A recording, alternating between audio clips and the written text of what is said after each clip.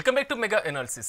మొత్తం మీద తెలుగు రాష్ట్రాల్లో ఉన్నటువంటి వార్తాపత్రికల్లో పలు కీలకమైనటువంటి అంశాలు కూడా ప్రధానంగా కనిపిస్తున్నటువంటి పరిస్థితి కనబడుతుంది. మొత్తం మీద మోంతా తుఫాను ప్రభావం అనేది ఇరు రాష్ట్రాల మీద భారీగా ఉండేటువంటి సిచ్యువేషన్ ఉంది. మరోవైపు జూబ్లీ హిల్స్ ఉప ఎన్నికకు సంబంధించి ప్రభుత్వం రోజుకో స్టెప్ తీసుకుంటుంది. ఒకవైపు ప్రచారం, మరోవైపు వచ్చేసి అజారుద్దీన్ని రేపు క్యాబినెట్లోకి తీసుకోబోతున్నారు అనేటువంటిది. ఏపీలో నూతన జిల్లాల ఏర్పాటు ఎంతవరకు ఉండబోతుంది? ఇలాంటి అంశాలతో పాటు మనతో పాటు డిస్కషన్ చేయడానికి ప్రముఖ రాజకీయ విశ్లేషకులు పశుపతి గారు మనతో పాటు అందుబాటులో ఉన్నారు. పశుపతి గారు నమస్తే అండి. Good morning. Good morning Siraj గారు. సార్, ఒకసారి మోంతా తుఫాన్ ఎఫెక్ట్ చూద్దాం. ఒకసారి ఇరు రాష్ట్ర ప్రభుత్వాలు పూర్తి స్థాయిలో ఈ డిజాస్టర్ ని మేనేజ్ చేయడంలో సక్సెస్ఫుల్ అయ్యాయి అనుకోవాలా? ఏమంటారు దీని మీద? మెగా టీవీ వీక్షకులకు మీకు శుభోదయం. అయితే ఏదైతే సమస్యలు వచ్చినప్పుడు ఇది ఏదో ఇవాళ కొత్తగా వచ్చేదో లేకపోతే రేపు ఇంకో వచ్చే నెలలో వచ్చే సంవత్సరంలో కొత్తగా వచ్చే కాదు. ఈ డిజాస్టర్ మేనేజ్మెంట్ అనేది ఎంత చేసినా కూడా ఈ ప్రకృతి వైపరీత్యాలకు ప్రధానమైనటువంటి కారణాలు ఏంటి, ప్రకృతి వైపరీత్యాలకు గత 75 సంవత్సరాలలో మనం ఏం నేర్చుకున్నాం, ఏం చేస్తున్నాం అనేది చూస్తే ఒక బిగ్ క్వశ్చన్ మార్క్. అయితే ప్రకృతి ముందు అది ఎంతటి అధికారమైనా లేకపోతే ఎంతటి అడ్మినిస్ట్రేషన్ అయినా ఒక్కొక్కసారి విలువెల్లాడిపోవాల్సిందే. అయితే ప్రధానంగా ప్రకృతి ఇలాంటి విలయతాండం చేసినప్పుడు ఏంటి అంటే, ప్రధానంగా ఏదైతే రైతులు కల్లోలాలో ఉన్నాయి అంటే వడ్లు అవి అమ్ముతారు కదా, అటువంటి వాటికి బేసిక్ రిక్వైర్మెంట్స్ ప్రభుత్వాలు అందించడంలో షెడ్లు కానివ్వండి, వాళ్ళకి కావాల్సినటువంటి తాటిపత్రి షీట్స్ కానీ, ఇది చాలా ప్రస్ఫుటంగా ఈ వైపరీత్యం వీళ్ళ ఫెయిల్యూర్స్ కనిపిస్తున్నాయి. అయితే రైతులకు కూడా ఆలోచించాల్సిన బాధ్యత ఉంది. ఎందుకంటే వాటికి కావాల్సినటువంటి మౌలిక వసతులు ప్రభుత్వాల మీద ఉంటుంది. అదేవిధంగా రైతులు కూడా ఇగ్నోరెన్స్ చేయడం వల్ల పెద్ద ఎత్తున నష్టపోతున్నారు. ఇవాళ అన్నం పెట్టేవాడికే అన్నం లేని పరిస్థితి ఎదురవుతుంది. ఇది చాలా బాధాకరమైనటువంటి విషయం. అయితే ప్రధానంగా ఏంటి అంటే, ఇప్పుడు ఈ అక్టోబర్, నవంబర్ ఇదంతా ఎక్కువగా సైక్లోన్స్ ఎఫెక్ట్ వచ్చేటువంటి సమయం కాబట్టి ఇవాళ ఇరు రాష్ట్రాలని పెద్ద ఎత్తున నష్టపోని గురి చేయడంలో ఈ మోంతా తుఫాను ఉంది. గతంలో ఆంధ్రప్రదేశ్ కానివ్వండి, లేకపోతే మన రాష్ట్రంలో కానివ్వండి, తెలంగాణ రాష్ట్రంలో కానివ్వండి, ఇవాళ తుఫాన్తోనే చాలా ఆర్థికంగా ఇబ్బందులు గ్రామీణ ప్రాంతాల్లో కావచ్చు, లేకపోతే రైతాంగం ప్రధానంగా ఎక్కువగా ఇబ్బంది పడుతున్నారు. మరి దీనికి కేంద్ర ప్రభుత్వం కానివ్వండి, రాష్ట్ర ప్రభుత్వాలు కానివ్వండి, ఒక పద్ధతి ప్రకారం, ప్రణాళిక ప్రకారం మౌలిక వసతులు అందించాల్సినటువంటి బాధ్యత. అయితే ఇవాళ నాకు బాధాకరమైనటువంటి పరిస్థితి ఏంటి అంటే, దేవరకొండలో ఒక మోయిన్పల్లి సంథింగ్ ఒక ఎస్టీ స్కూల్లో ఆ పిల్లల్ని అంటే మోకాళ్ళ వరకు కంటే ఎక్కువ ఉన్నటువంటి పరిస్థితులు వాళ్ళు తీసుకొని పోతున్నారు. అంటే ఒక 10 స్టూడెంట్స్కి ఒక కానిస్టేబుల్ కనిపిస్తున్నాడు. అంటే ఎక్కడో పై ప్రాంతం నుండి అకస్మాత్తుగా వరద వస్తే వీళ్ళు 100 మంది అందులో గంగలో కలిసిపోతారు. అంతగా కొంచెం ఇగ్నోరెన్స్ ఉందని నాకు అనిపిస్తుంది. ఎందుకంటే ఇంకా పెద్ద ఎత్తున అక్కడ ఫోర్స్ను పెట్టి వాళ్ళని మొబిలైజ్ చేయాల్సిన బాధ్యత ఉంది. అదేవిధంగా వాళ్ళ ఒంగోలు విషయంలో కావచ్చు, లేకపోతే ఖమ్మంలో కావచ్చు, లేకపోతే వరంగల్లో కావచ్చు, అటువంటి పరిస్థితులు రహదారుల పైన ఉండేటువంటి ప్రయాణాలు వేరు, కంప్లీట్గా వాటర్, అది కూడా చిన్నపిల్లలు పోతున్నటువంటి పరిస్థితి చాలా దారుణం. వేరే కాలేజ్లో, ఆంధ్రాలో కూడా ఒక కాలేజ్లో చూశాను. చాలా బాధాకరమైనటువంటి విషయం. ఏదేమైనప్పటికీ కూడా ప్రభుత్వాలు కానీ, యంత్రాంగం కానీ, అధికార యంత్రాంగం కానీ పెద్ద ఎత్తున ఇంకా సురక్షితమైనటువంటి ప్రణాళికలు ఏర్పాటు చేస్తే బాగుంటుందని అనుకుంటున్నాను. దీని ప్రభావాలు ఎక్కువగా సాగుతున్నటువంటి సిచ్యువేషన్, ఎందుకంటే మనది కోస్టల్ ఏరియా కాబట్టి ఆల్మోస్ట్ ప్రతి ఏడాది లేదా 2 ఏళ్లకు ఒకసారి ఏదో ఒక తుఫాన్ వచ్చేటువంటి సిచ్యువేషన్ ఉంది. దివిసీమ సైక్లోన్ కానివ్వండి, ఒరిస్సా ప్రాంతంలో సంభవించిన సైక్లోన్ కూడా మన ఉత్తరాంధ్ర మీద ఎఫెక్ట్ చూపించడం, హుదూద్ తుఫాన్ కానివ్వండి, లేకపోతే బుడమేరు వాగుకు సంబంధించి విజయవాడలో జరిగిన సంఘటనలు కానివ్వండి. అంటే ఈ ఓవరాల్గా చూసుకున్న తర్వాత విపత్తు నిర్వహణకి సంబంధించి ఏమైనా పర్మినెంట్గా అంటే నిర్మాణాలు, శాశ్వత నిర్మాణాలు చేపట్టడం, భవిష్యత్తులో ఇలాంటి తుఫాన్లు వచ్చినప్పుడు పునరావాస కేంద్రాల నిర్వహణకు సంబంధించి ఒక పద్ధతి ప్రకారం ముందుకు వెళ్ళడం, ఇలాంటి దాని మీద ప్రభుత్వాలు ఇప్పటి నుంచే దృష్టి పెట్టాలంటారా? నేను అదే చెప్తున్నాను. 70 సంవత్సరాలలో మనం ఎన్నో తుఫాన్లు వచ్చాయి. అంటే మీరు ఆంధ్రప్రదేశ్ కానివ్వండి, అదే చెప్పాను, హుదూద్ కానివ్వండి, లేకపోతే బుడమేరు కానివ్వండి, ఇంకోటి కానివ్వండి, అంటే వాటి వల్ల ఈ ప్రభుత్వాలు నేర్చుకున్నది ఏంటిది అని ప్రశ్నిస్తున్నాను వాళ్ళని. ఎందుకంటే శాశ్వతమైనటువంటి మౌలిక వసతులు ఏర్పాటు చేయనప్పుడు ప్రాణ నష్టం, ఆస్తి నష్టం పెద్ద ఎత్తున జరుగుతుంది. ఓకే, ఆస్తి నష్టం అంటే ఏదో రకంగా కూర్చుకోవచ్చు, అది కూడా పెద్ద సమస్య. కానీ ప్రాణ నష్టం పెద్ద ఎత్తున జరుగుతుంది. అటువంటి వాటిని నివారించాలి అంటే వేల కోట్ల రూపాయలు పెట్టి ఒక పద్ధతి ప్రకారం, ప్రణాళిక ప్రకారం మౌలిక వసతులు ఏర్పాటు చేయాల్సిన ప్రాథమిక బాధ్యత ప్రభుత్వాలది. అటు కేంద్ర ప్రభుత్వం కావచ్చు, ఆయా రాష్ట్ర ప్రభుత్వాలు కావచ్చు. దానికి ఆయా రాష్ట్ర ప్రభుత్వాలకి ఏదైనా పెద్ద ఎత్తున అంటే నేషనల్ డిజాస్టర్ మేనేజ్మెంట్ కు కావాల్సినటువంటి సందర్భంలో వాళ్ళకి ఏదైనా ఫండ్స్ కావాలంటే ఈ గవర్నమెంట్ ఆఫ్ స్టేట్స్ వాళ్ళు అప్పీల్ చేసుకోవాలి. వాళ్ళ ఓన్లీ తెలుగు రాష్ట్రాలే కాకుండా ఏ రాష్ట్రాలైనా ప్రాణ నష్టం అనేది రైతాంగానికి కానివ్వండి, లేకపోతే విద్యార్థులు కావచ్చు, లేకపోతే ఇల్లులు కావచ్చు, గ్రామీణ ప్రాంతం కావచ్చు, పట్టణ ప్రాంతం కావచ్చు, అన్నిట్లో ఇది ప్రధానమైనటువంటి ప్రాథమిక బాధ్యత ప్రభుత్వాలది. ఇది తప్పకుండా ఒక యుద్ధ ప్రాతిపదికన పనిచేస్తూ ఒక దీర్ఘమైన ఆలోచనతోని చేస్తే బాగుంటుంది. చేయాల్సిన బాధ్యత కూడా ఉందని నేను ప్రభుత్వాలను హెచ్చరిస్తున్నాను. పశుపతి గారు, ఇంకోటి, ఆంధ్రప్రదేశ్లో నిన్న కేబినెట్ సబ్ కమిటీ భేటీ జరిగింది. నూతన జిల్లాల ఏర్పాటు, నూతన రెవెన్యూ డివిజన్ల ఏర్పాటు, ఉన్నటువంటి జిల్లాల్లో మార్పులు చేర్పులు అనేటువంటి అంశాన్ని ప్రధానంగా ఎజెండాకి తీసుకోవడం జరిగింది. ఆల్మోస్ట్ ముఖ్యమంత్రితో భేటీ కూడా మొన్న జరిగినటువంటి సిచ్యువేషన్. ఇప్పుడు ఉన్నటువంటి జిల్లాల్లో మార్పులు చేర్పులతో ప్రజలు స్వాగతించేటువంటి అవకాశం ఉందంటారా? ప్రధానంగా ఇవాళ మీరు ఏదైతే జిల్లాలు డీసెంట్రలైజ్ అనుకోండి, లేకపోతే డీలిమిటేషన్స్ అనుకునే విషయానికి వచ్చినప్పుడు మనం డాక్టర్ నందమూరి తారక రామారావు గారు ఆ రోజు అధికారంలోకి వచ్చిన తర్వాత మండలాల వ్యవస్థీకరణ ఏర్పాటు చేశారు. ఎందుకు అంటే ప్రజలకు ప్రభుత్వాలు యంత్రాంగం దగ్గరలో ఉంటే ఎక్కువ మొత్తంలో కనెక్టివిటీ ఉంటుంది, వాళ్ళకు ఎఫెక్టివ్ వర్క్ చేయగలుగుతారు అనేటువంటి కోణంలో ఆ రోజు ఈ మండల వ్యవస్థను స్వర్గీయ నందమూరి తారక రామారావు గారు ఏర్పాటు చేశారు. దాని ద్వారా వాస్తవానికి కూడా ఆర్థిక భారం కావచ్చు, లేకపోతే కనెక్టివిటీ కావచ్చు, లేకపోతే ఒక టైం వేస్ట్ కాకుండా ఒక డిసిప్లిన్ టైం మేనేజ్మెంట్ కూడా జరిగిన మాట వాస్తవం.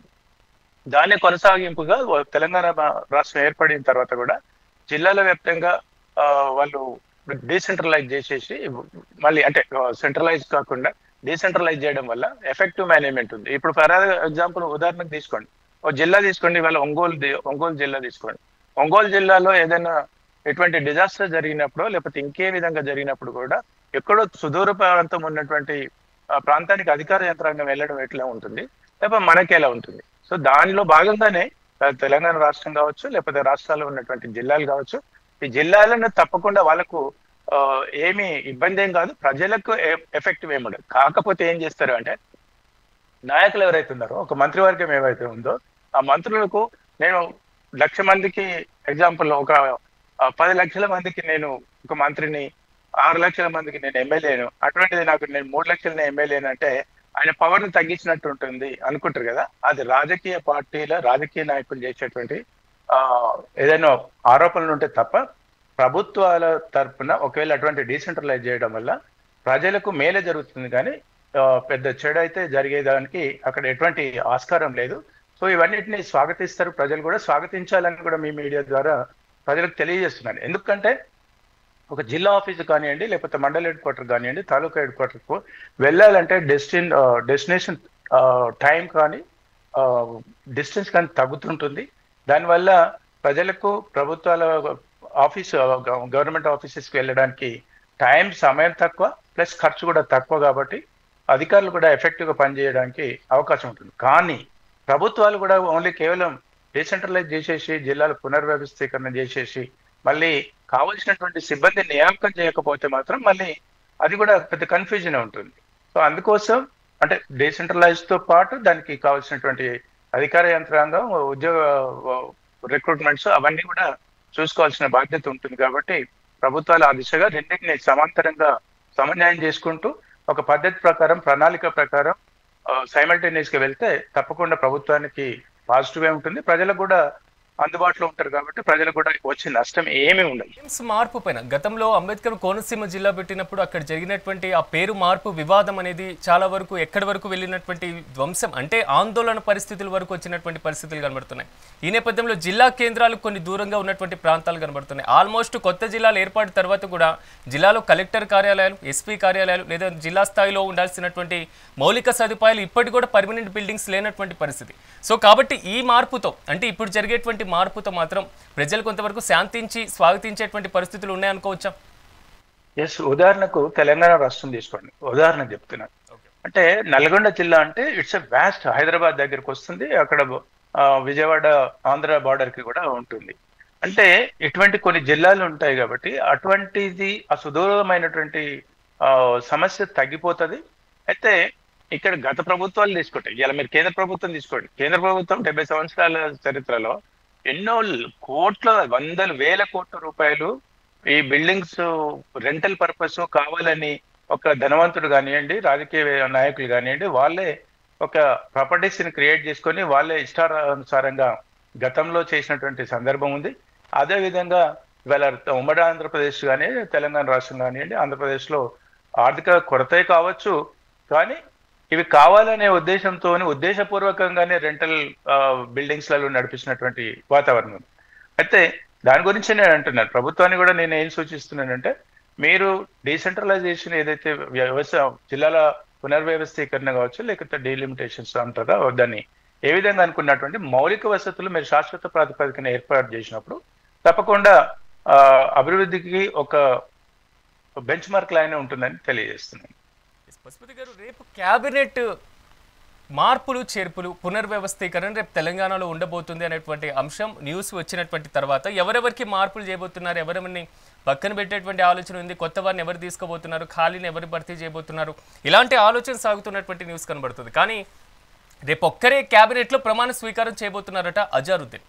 మైనార్టీ కోటాలో ఆయనకి మంత్రి పదవి ఇస్తున్నారట. ఇక జూబ్లీ హిల్స్కి ఆయనకి ఏంటి, ఈ మంత్రివర్గంలో ఆయన చేర్పుతో జూబ్లీ హిల్స్లో కాంగ్రెస్ పార్టీ కలిసి వచ్చేటువంటి అవకాశం ఉందనుకోవాలా, లేదా మైనార్టీని క్యాబినెట్లో తీసుకున్న తర్వాత ఎలాంటి సంకేతాలని కాంగ్రెస్ గవర్నమెంట్ ఇవ్వబోతుంది అనుకోవాలి? ఒకటి సిరాజ్ గారు, ఇక్కడ చాలా ప్రస్ఫుటమైనటువంటి ఇవాళ మైనార్టీ వర్గం నుండి అజారుద్దీన్ కి మంత్రివర్గంలో చోటు ఇచ్చేస్తే ఇవాళ రాత్రికి రాత్రి ఏదో పెద్ద మార్పు జరుగుతుంది అనేది ఇది అసంబద్ధం, ఇది పూర్తిగా మూర్ఖత్వం. ఉదాహరణకి ఎందుకు చెప్తానంటే, వాళ్ళ గత మంత్రి వర్గాలు లేకపోతే గత ప్రభుత్వాలు కావచ్చు, ప్రస్తుతం ఉన్నటువంటి ప్రభుత్వాలు కావచ్చు, ప్రతి సామాజిక వర్గానికి గతంలో షబీర్ అలీ గారు ఉన్నారు, మహమూద్ అలీ గారు డిప్యూటీ సీఎం గారు ఉన్నారు, లేకపోతే ఇప్పుడు అజారుద్దీన్ గారు వచ్చారు. అంటే గతంలో షబీర్ అలీ గారు దఫాలుగా మంత్రివర్గంలో ఉన్నారు, మహమూద్ అలీ గారు 2 టర్మ్లు మంత్రిగా ఉన్నారు, డిప్యూటీ మంత్రిగా ఉన్నారు. అంటే ఒక్క సామాజిక వర్గం నుండి మంత్రికి అవకాశం ఇచ్చినంత మాత్రాన ఏదో జరుగుతుంది అనుకుంటే, మరి ఒక 5-6 దశాబ్దాల నుండి మంత్రివర్గంలో ఉన్నారు కదా, మరి ముస్లిం సోదరిమణులకు మరి వాళ్ళ భవిష్యత్తు జీవితాలు అంతా ఎట్లా వెలుగులు నిండిపోయి ఉన్నాయా? వాళ్ళు పెద్ద సుందరమైనటువంటి జీవితం, సౌభాగ్యవంతమైనటువంటి జీవితాలు నడుపుతున్నారా? ఇవాళ ఓవర్ నైట్ రేపు ఇచ్చినంత మాత్రాన ఆయనకు ఇమ్మీడియట్లీ రహమత్ నగర్ పోయి అద్దాల మేడలు అవుతాయా, యూసుఫ్ కూడా పోయి ఇంకో బిల్డింగ్లు అవుతాయా? ఇవన్నీ కొద్ది సెక్షన్ ఆఫ్ పీపుల్, అంటే ఒక కాలనీ ప్రెసిడెంట్ లేకపోతే ఒక వాళ్ళ చుట్టూ పొద్దున్న లేస్తే భజన చేసేటువంటి నాయకులు ఉంటారు చూడండి, 20 మంది 50 మంది 100 మంది. ఆ 100 మందితో ఏం జరుగుతుంది, ఇంకో 100 మంది ఆయన పట్టుకొని వస్తారు. ఒక 100 మంది ఓకే 10 పేపర్లలో వేసుకుంటారు, మీలాంటి మీడియా ఛానల్స్ ద్వారా 4 మీటింగ్ వాయిస్లు ఇస్తారు. అంతేకాని ఒక వర్గానికి ఆ వ్యక్తికి చేసినంత మాత్రాన అది పెద్దగా ఉద్ధరిస్తుంది అనేది అనుకోవడం మూర్ఖత్వం అంటున్నాను. ఒకవేళ అదే కనుక జరిగితే మరి 6.5 దశాబ్దాలు 7 దశాబ్దాలు ఎందుకు జరగలేదు? అంటే ఇవాళ గౌడ సామాజిక వర్గం ఉన్నారు, పద్మశాలి సామాజిక వర్గం ఉన్నారు, మున్నూరు కాపు నుండి ఉన్నారు, అన్ని ఉన్నారు, ఎస్సీ సామాజిక వర్గం నుండి ఉన్నారు. ఇప్పుడు ఉదాహరణకు డిప్యూటీ సీఎం బట్టి గారు ఉన్నారు. మరి ఏం జరుగుతుంది అంటే దళితులందరూ మొత్తం ధనవంతులు అయిపోయినారు. అంటే ఈ సమస్య దళితులకు సంబంధించినది కానీ, మైనార్టీకి సంబంధించింది కానీ, బీసీలకు సంబంధించింది కానీ ఎటువంటి వాగ్దానాలు ఉండొద్దు, మంత్రివర్గం ఇచ్చేయగానే అయిపోయింది. అంటే ఇది కేవలం ఓటు బ్యాంక్ రాజకీయాలు. మీ వర్గం కోసం, మీ మైనార్టీ వర్గం లేకపోతే మీ బీసీ వర్గం నుండో లేకపోతే ఓసీ వర్గం నుండో మేము వీళ్ళకి మంత్రులు ఇచ్చినామని అంటారు. ఈ దొంగలే కదా, మొన్నటిదానికి ఒక పార్టీలో ఉంటారు, మళ్ళీ వాళ్ళు ఇంకో పార్టీలో ఉంటారు, ఇంకో పార్టీలో ఉంటారు. వాళ్ళకి కూడా అర్థమైపోయింది, మైనార్టీ సోదరులే కాదు అన్ని సామాజిక వర్గాల ప్రజానికానికి అర్థమైంది. మా పేరు చెప్పేసి మా తలకాయల మీద మీరు ఓటు బ్యాంక్ రాజకీయాలు చేస్తున్నారు, బాగుపడేది మీరు. ఇవాళ అజారుద్దీన్ గారు రేపు మంత్రి పదవి వచ్చేస్తే ఆయనకు క్వార్టర్ వస్తుంది, ఆయనకు ఒక 10 మంది స్టాఫ్ వస్తారు, 50 మంది సెక్యూరిటీ వస్తారు, ఆయనలో మార్పు వస్తుంది, ఆయనకు అభివృద్ధి జరుగుతారు. ఆయనలో ఓవర్ నైట్ కాదు, ఓవర్ అవర్స్ లోనే చేంజెస్ వస్తాయి. కానీ ప్రజానికానికి పెద్దగా ఏమి ఉండదు, పెద్ద కాదు అసలు ఉండదు. ఉంటే ఏదో ఆ వర్గానికి మాకు ఒక 1000 కోట్లు ఇవ్వండి, 5 కోట్లు ఇవ్వండి అంటారు. ఈ రాష్ట్రంలో 20% జనాభా 10% జనాభా ఉన్నారు, అంటే 4 లక్షల మందికి ఉన్నారు.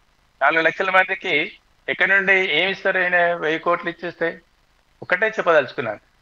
సామాజిక వర్గాల కూర్పు ద్వారా గనుక ప్రభుత్వాలకు ఏదో ఒరగబడుతుంది అని అనుకుంటే 7.5 దశాబ్దాలు ఎందుకు జరగలేదు? ఎందుకు ఆయా వర్గాల ప్రజలు ఇప్పటికీ కూడా బిలో పావర్టీ లైన్ ఉన్నారనేది నేను ప్రశ్నిస్తున్నాను. సో అందువల్ల ప్రభుత్వానికి జూబ్లీహిల్స్ ఎన్నికల్లోనో లేకపోతే ఇంకే దగ్గరనో ఒరగబోయేది ఏమి ఉండదని నేను అంటున్నాను.